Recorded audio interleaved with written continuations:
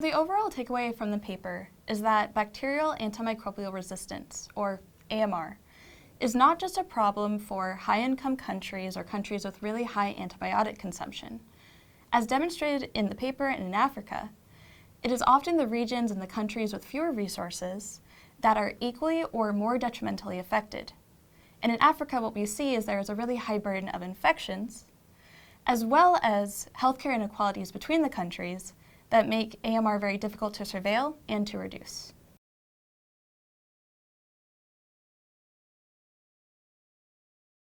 We estimated that there were just under 4 million infection-related deaths that occurred over the 12-month study period in which we were assessing AMR in Africa.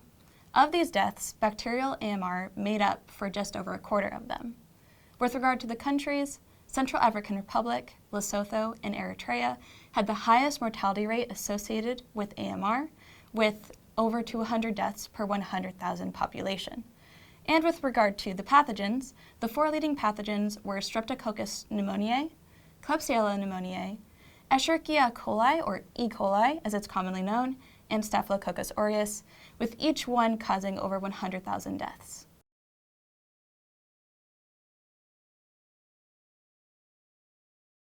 One of the main challenges is really the competition for public health funds, because as you may know, AMR is not the only public health crisis that Africa is facing. However, one of the things that we can take comfort in is that AMR reduction is complementary to infection reduction. So a lot of the benefits that have been seen through COVID-19 in terms of the expansion of surveillance sites, as well as the access to vaccines, are complementary also for reducing AMR. Additionally, another challenge is being able to fund and put together a national action plan. So a national action plan is a framework that allows governmental and non-governmental agencies to work together to tackle a very large problem. AMR is one of those large problems, so a national action plan that addresses AMR will focus primarily on expanding access to primary healthcare resources, access to safe water as well as sanitation, and also acquiring really crucial first-line antibiotics so that altogether with those components we can prevent infections as well as treat the ones that are already there.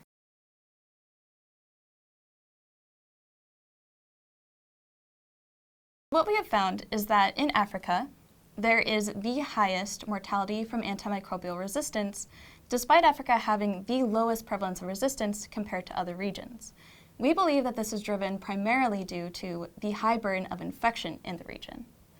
Additionally, with regard to the pathogens, what is interesting is that Streptococcus pneumoniae and Klebsiella pneumoniae make up most of the burden, exceeding that of E. coli as well as Staphylococcus aureus.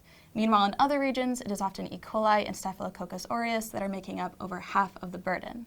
And then finally, we see a really high prevalence of resistance to trimethoprim sulfamethoxazole, or TRIM-sulfa, and is often in combination with Streptococcus pneumoniae.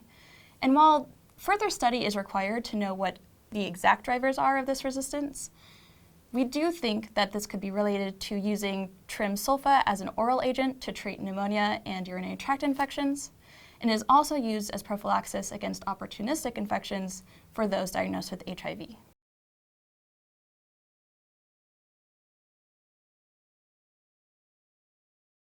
I think that there are 3 key steps that would be beneficial to address AMR in Africa. Firstly, really focusing our energy on reducing infection burden. This can be done through a number of ways, such as expanding access to primary healthcare services, vaccines, safe water and sanitation, but it is also important to improve the quality of the healthcare to prevent nosocomial infections. Secondly, it is important to expand surveillance so that we have data so we can make better estimates. And this involves expanding laboratories, their infrastructure, their capacity, as well as building microbiological facilities. And finally, it is important to expand national awareness. So this involves creating national action plans that target AMR and utilize that collaboration between governments as well as non-governmental organizations.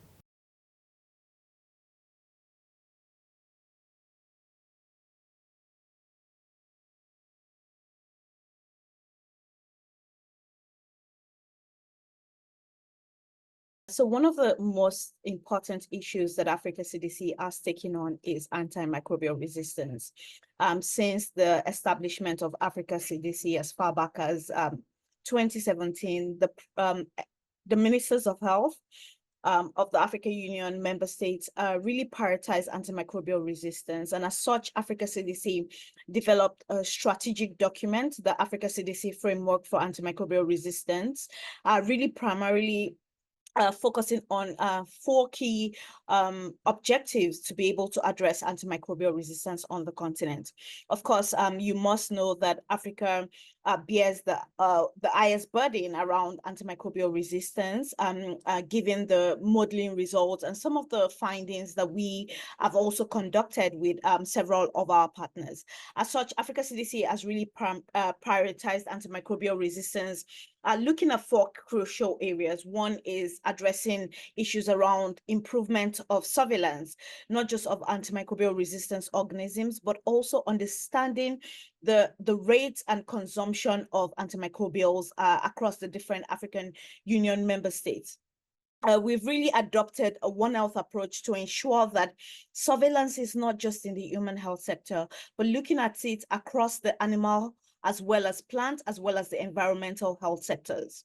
We've also prioritized some strategies and interventions that look at delaying emergence, and this really focuses on issues around stewardship, treatment guidelines, understanding what the National Essential Medicines List look like, and addressing issues of access.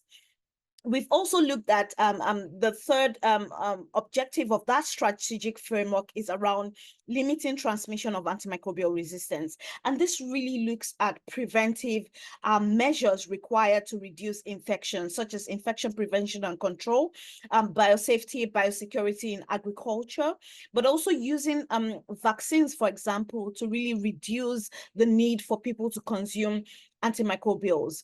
Of course, we mustn't forget addressing issues of wash, as well as several other interventions required to reduce consumption of antimicrobials. Lastly, is really around mitigating harm among patients already affected with antimicrobial resistance organisms. And this really looks at issues that we need to address when you think about diagnostic stewardship. For example, what is the current capacity of bacteriology laboratories across the African continent? Is there a need for us to push access to rapid diagnostic tests, for example? And as such, these are the things that Africa CDC, as well as African Union organizations, are addressing using a One Health approach.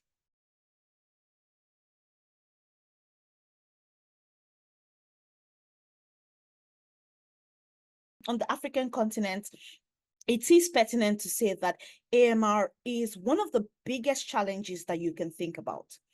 Many people argue that, well, it seems to be very human health centric. But I also raise the fact that think about the rural farmers in the most remote part of Africa.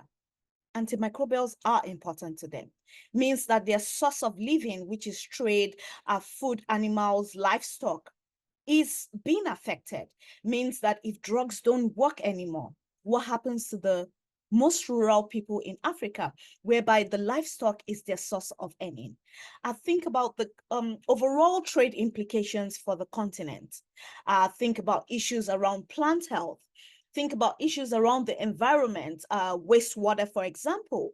AMR seems to be everywhere, whether we agree or whether we can see it or whether we cannot. AMR is right there in our faces. So for me, and how I approach, I understand AMR is really that cross-cutting issue that can bring a stop or regression to the progress we have made when you think about modern medicine. So AMR really is a real great priority for African continent, and it's really important that we are having conversations such as this to really reflect the importance of antimicrobial resistance.